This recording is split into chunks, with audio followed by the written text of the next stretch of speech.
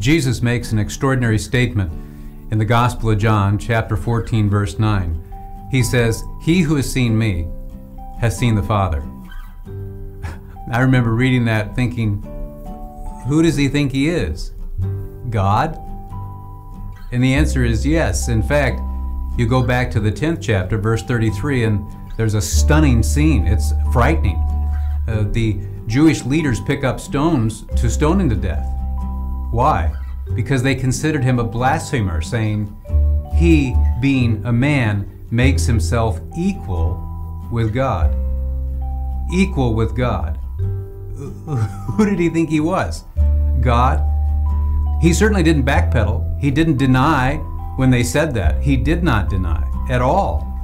I mean, he put himself in a position to actually be interpreted as claiming to be God.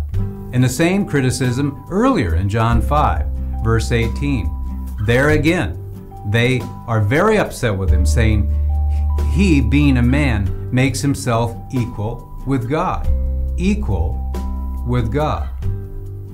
That's why in John's Gospel, first chapter, verse 1, it says, "In the beginning was the Word, and the Word was with God, and the Word was God."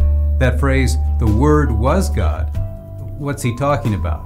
He answers in verse 14, "And the Word became flesh and dwelt among us, and we beheld his glory." And who is that Word that became flesh? That's Jesus. He identifies him as Jesus. In other words, in the beginning was Jesus, and Jesus was with God, and Jesus was God. And John declares that right from the beginning, the verse first, that Jesus is God. And he then shows what Jesus encountered and what Jesus said subsequently to that. That's why Paul said in Colossians 2:19 that the fullness of deity dwelt in him in bodily form.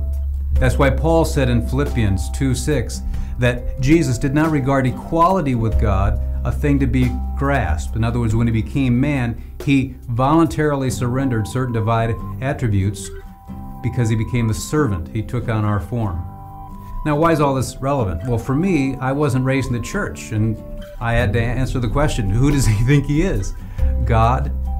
And I came to a point where I bowed my knee and I said, yes, I believe that. And an intellectual person shouldn't stumble over that. The question isn't, can God become man?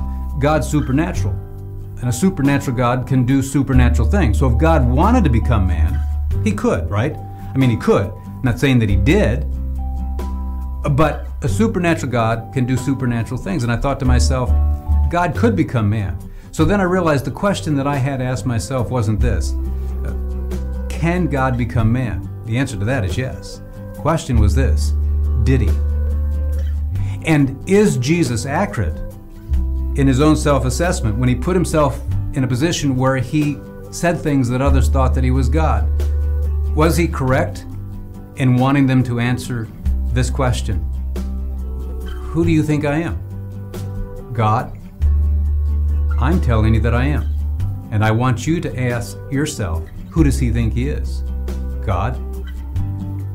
Who do you think he is? God?